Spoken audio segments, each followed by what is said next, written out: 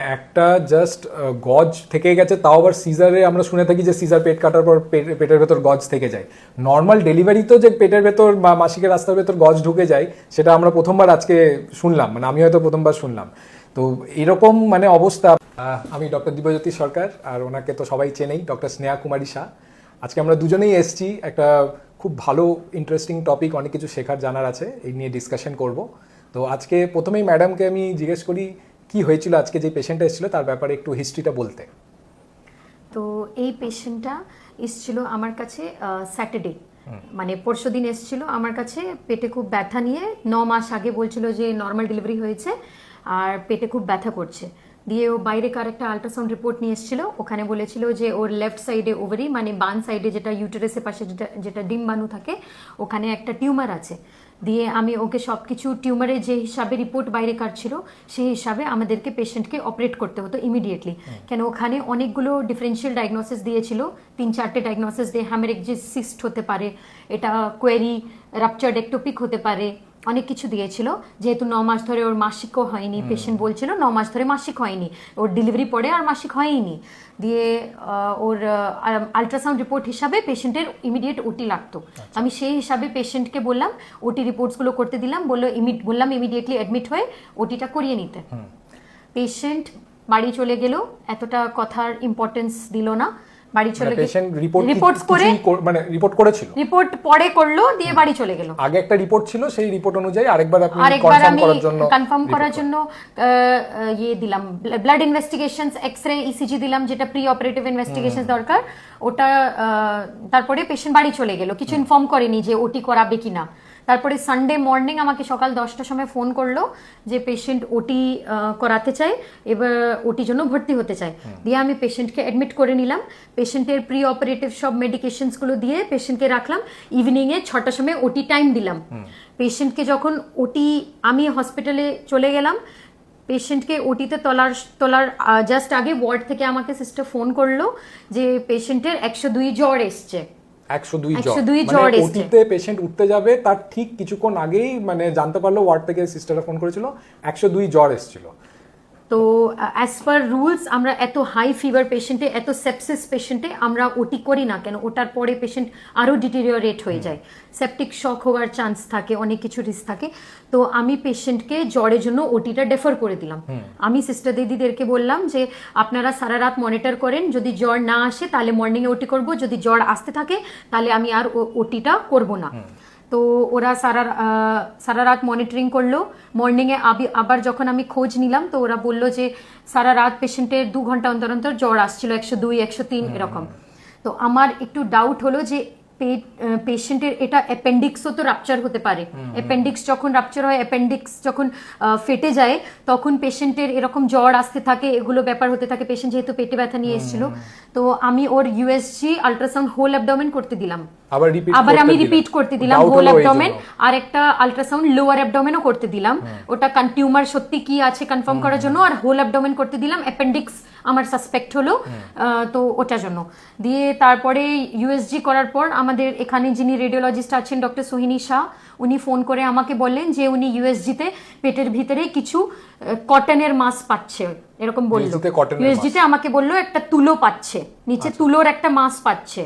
তো আমি সাসপেক্ট করলাম, আমাকে ফোন করলো, তো আমি সাসপেক্ট করলাম পেশেন্টে তো সিজার হয়নি, তো তুলো কি করে ভিতরে থেকে যাবে।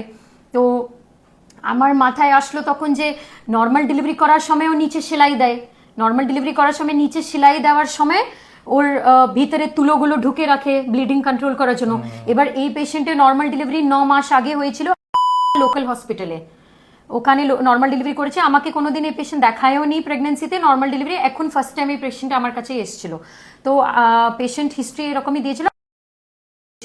তো আমি সাসপেক্ট ওই যে হসপিটাল হয়েছিল 9 মাস আগে নরমাল ডেলিভারি হয়েছিল। আচ্ছা, তো আমাকে পেশেন্টটা তখন আমার মাথায় আসলো যে নরমাল ডেলিভারি করার সময় অনেক সময় এপিজিওটমি, যেটা মাসিকের রাস্তা যেটা কাটা হয়, ওই সেলাই দেওয়ার সময় পেশেন্টের ওখানে তুলোটা ঢুকিয়ে রাখে ব্লিডিং কন্ট্রোল করার জন্য।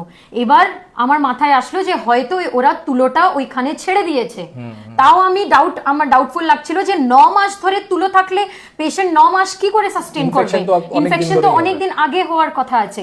কিন্তু তাও আমি একবার পেশেন্টকে আমি আবার ওয়ার্ডে গিয়ে রি এক্সামিন করলাম, আমি পিভিতে দেখলাম, হাত ঢুকিয়ে আমি দেখলাম ওর ভেজাইনাতে এত বড় পুরো পচা রটেন একদম এত বড় পুরো তুলো বেরিয়েছে, গস পিসের পুরো গন্ধ বেরোচ্ছিল, এত মানে খুব ফাউল স্মেলিং ডিসচার্জ ছিল। আর তখন আমরা বুঝতে পারলাম। আর আল্ট্রাসাউন্ডে আরেকটা কথা যেটা আমি মিস করে গেলাম বলতে, যে আল্ট্রাসাউন্ড করার সময় ডক্টর সোহিনী স্যার যখন পেটে দেখলো যে কিছু জল জমে আছে, ওনার সাসপেক্ট হলো যে এটা কি, উনি একটা ট্যাপ টেস্ট কাকে বলে, সিরিঞ্জ একটা পেটে ঢুকিয়ে আমরা অ্যাসপিরেট করে আবার দেখি পেট থেকে কি রকম জল বেরোচ্ছে, প্লেন জল না পাস বেরোচ্ছে না ব্লাড বেরোচ্ছে, উনি অ্যাসপিরেট করে দেখলেন, তখন এরকম পাস বেরোলো পেট থেকে। মানে 9 মাস ধরে এই তুলোটা ওর ভেজাইনা ভিতরে ছিল, পেশেন্টের কনস্ট্যান্ট ফিভার আসছিল, হয়তো খেয়াল করছিল না বা কাউকে বলছিল না। পেশেন্টের বয়স যেহেতু খুব কম, 17 বয়সে মহিলা ছিল, তো ও এখানে এসে ফিভারটা ডিটেক্ট হয়েছে।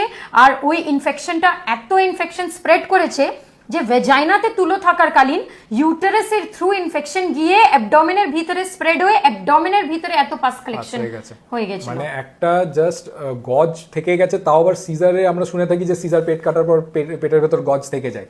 নর্মাল ডেলিভারিতেও যে পেটের ভেতর বা মাসিকের রাস্তার ভেতর গজ ঢুকে যায়, সেটা আমরা প্রথমবার আজকে শুনলাম, মানে আমি হয়তো প্রথমবার শুনলাম। তো এরকম মানে অবস্থা, আপনাদেরকে ভিডিওগুলো আপনি হয়তো দেখতে পারবেন কিছুক্ষণের মধ্যেই, যে কি করে একটা পচা গজ 9 মাস ধরে একটা মহিলা তার মানে জরায়ুর ওইখানে ঢুকেছিল। আবার ওনার মাসিকও 9 মাস ধরে বন্ধ ছিল না, ওই গজটা ব্লাডটা হয়তো অ্যাবজর্ব করে যাচ্ছিল, সেখান থেকে পচে পচে ইনফেকশন হয়ে, তার মানে ওর ইনফেকশনটা পেট অবধি পৌঁছে গেছে। কি খারাপ অবস্থা। মানে যেটা ইনফেকশনের কাউন্ট হয় ডাব্লিউবিসি কাউন্ট, সেটা কত ছিল? 30,000 মানে নর্মালের থেকে মানে কত বেশি, অনেক বেশি। তো পেশেন্ট এখন অনেক হাই রিস্কে আছে সেখান থেকে। মানে এখানে আমরা তাহলে মানে কি জানতে পাচ্ছি যে সবসময় একটু সাবধানে থাকতে হবে। কোনো রকমের সিমটমস মাসিক যে 9 মাস ধরে বন্ধ আছে, তখন একটু সঙ্গে সঙ্গে এসে ডাক্তারকে দেখানো উচিত যে 9 মাস ধরে বন্ধ আছে, উনি বাড়িতে বসেছিল 9 মাস ধরে মাসিক বলছে হয়নি, বাড়িতে বসে আছে। আর নিশ্চয়ই 9 মাসের মধ্যে অনেকবার ফিভার এসছে, ওটাকে নেগলেক্ট করেছে। 9 মাসে এগুলো তো তুলো থাকতে গেলে তো 1 মাসের মধ্যেই ফিভার আসে, ইনফেকশন হয়ে থাকে। হ্যাঁ, তো এরকম কিছু সিমটমস হলে, জ্বর আসছে, কোনোদিন নেগলেক্ট করতে না, ডাক্তারের কাছে সঙ্গে সঙ্গে দেখান।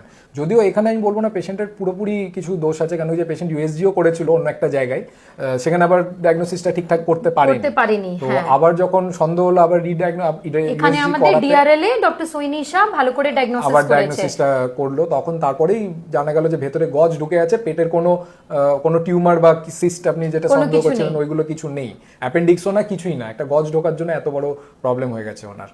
তো এখন ওনার ওটি করা হবে। ওনার পেট থেকে এতটা পাস আছে যে ওটা পিকটেল ক্যাথেটারে ড্রেন করে বার করা যাবে না। ওনার পেট খুলে পুরো পাসটাকে, যেটা 9 মাস ধরে কালেক্টেড হয়েছে, পুরো বের করে পেটের ভিতরে পুরো ওয়াশ দিতে হবে। আর ইউটেরাসে কন্ডিশনও দেখা হবে যে ইউটেরাসে পচে গেছে না কি কন্ডিশনে ইউটেরাস এখন আছে, ওটা আমরা ঢোকার না আগে আমরা বুঝতে পারবো না। তো এটাই বলার ছিল আমাদের। আশা করি এটা থেকে আপনারাও কিছুটা সচেতন হয়ে গেলেন যে কখন ডাক্তারের কাছে যাওয়া উচিত, ঠিকঠাক টাইমে দেরি করা উচিত না। তো আমাদের কাছে এটা একটা বড় শিক্ষা। তো আশা করি পেশেন্টও ভালো হয়ে যাবে, ম্যাডামের আন্ডারে আছে, নিশ্চয়ই ভালো হবেই। তো এইটুকুই আজকে আমাদের বলার। নমস্কার।